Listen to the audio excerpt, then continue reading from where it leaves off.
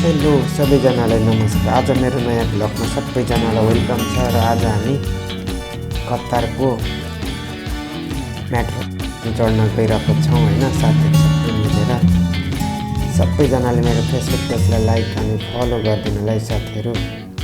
आज हल्का धेरै त होइन, अलिअलि घुम्ने अनि फर्किने साथीहरूसँग हो। हाम्रो दाइ हुनुहुन्छ समीरको भाइ, सबैजना हामी मिलेर आज चाहिँ घुम्न गइरहेका छौँ। खालिपा स्टेडियम छेउ मेट्रो स्टेसनबाट चढ्न गइरहेका छौँ।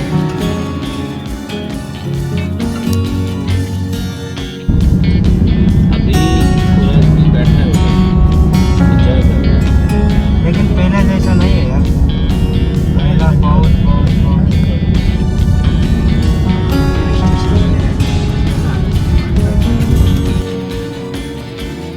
मिठो सल्लाह गरेर हिँडेको साथीहरू सबै मिलेर। गाइजहरू मेरो फेसबुक पेजलाई लाइक अनि फलो चाहिँ गर्न नबिर्सिनु। सबैजनाले माया गरिदिनु होला र जसले कमेन्ट गरिदिनुहुन्छ म पनि उहाँहरूलाई फलो गरिदिनेछु। कमेन्ट चाहिँ गर्न नबिर्सिनु है। हामी अब गाडी पार्किङ गर्छौँ। यहाँ गाडी पार्किङ गरेर त्यसपछि यहाँबाट हामी यहाँ गाडी पार्किङ गरेर हिँडेको।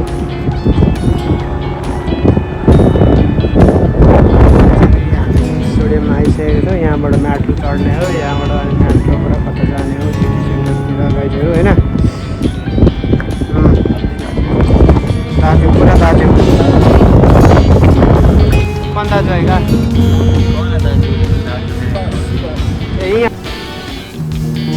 हामी मेट्रो स्टेसन गइसकेका छौँ। अब मेट्रो स्टेसनमा गएर हामी एकदमसँगले टिकट काट्नेछौँ।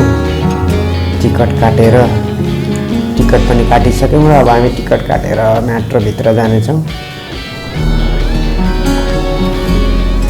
आजको मेट्रोभित्र गइसकेको छौँ र हामीले छोटो भिडियो बनाएको छौँ मेट्रोभित्र। मैले त्यति ठुलो बनाएको छैन। हामी अहिले कोर्नेसमा निक्लिसकेका छौँ।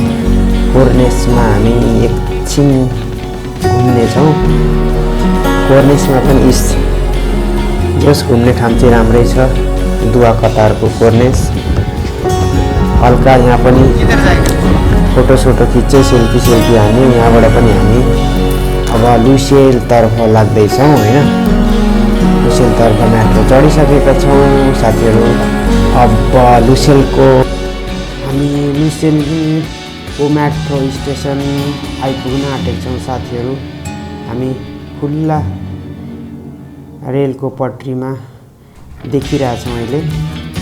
हामी मेट्रो स्टेसन पुगेपछि हामी लुसेलको माहौल हेर्छौँ। पानी परेको छैन भने हामी निक्लेर घुम्नेछौँ र पानी परेको छ भने चाहिँ हामीलाई घुम्नलाई अलिक समस्या हुनेछ र हामी पानी परेको छ भने हामी बाहिर घुम्ने छैनौँ साथीहरू। हामी लुसेलको मेट्रो स्टेसन पुग्नै आँटेका छौँ साथीहरू। हामी लुसेलको मेट्रो स्टेसन पुगिसकेका छौँ। अब हामी यहाँबाट हामी निक्लेर बाहिरको माहौल हेर्नेछौँ एकदमसँगले। हाम्रो लुसेलको स्टेडियमको पार्किङ देखिसकेको छ साथीहरू, हेर्न सक्नुहुन्छ। अब हामी यहाँबाट उत्रेर एकचोटि हामी बाहिरको माहौल हेर्छौँ। र साथीहरू मेरो फेसबुक पेजलाई लाइक अनि फलो चाहिँ गर्न नबिर्सिनु होला। हामी बाहिर निक्लिसकेका छौँ। बाहिरको माहौल राम्रो छैन पानीले गर्दा। हामीले सल्लाह गऱ्यौँ त्यहाँबाट फेरि एयरपोर्टतर्फ लाग्ने भन्ने सल्लाह गरेर निक्लेको छौँ हामी यहाँबाट। हामी चाहिँ जाँदैछौँ एयरपोर्ट है। अब गाइजहरू एयरपोर्ट जाने हो। एयरपोर्टतर्फ जाँदा चाहिँ हामीले अलिक सही ठाउँमा बसिएन छ। हामीभन्दा अगाडि पनि एक डिब्बा, हामीभन्दा पछाडि पनि एक डिब्बा परेछ, त्यही भएर बिचमा परियो। हामी जाँदैछौँ एयरपोर्टतर्फ। अब हेरौँ एयरपोर्ट साथीहरू हामी पानीको कारणले एयरपोर्ट जान सकिएन, त्यही भएर पानी धेरै ठुलो परेकोले गर्दा हामी अब रुम जाने भनेर निर्णय गरेको थियौँ। बाहिर निक्लेको हेर्नुहोस् त पानी कति धेरै परेको छ। हामी 1 घन्टा जति बाहिर बस्यौँ होला सायद यो खालिपा स्टेडियमको छेउको स्टेसनमा। पानी रोकिएन तर पनि हामी अलिअलि रोक्के जस्तो भएर सिमसिम पानीमा लास्टै बिजो भयो कसो होला। ओ माई गड टिस्टिक त हातमा बोकेर पुरै खुट्टा खाली खुट्टा हिँडिरहेछ पानी कत्रो परेको। ओ लास्ट टाइममा त बिजोग भयो गाइजहरू होइन। कसम लास्टै खतम भयो नि यार पानी परेर यार। हातमा जुत्ता बोकेर हिँडेको छ यी फाइनल्ली होइन के गर्नु बोक्नै पर्यो छु।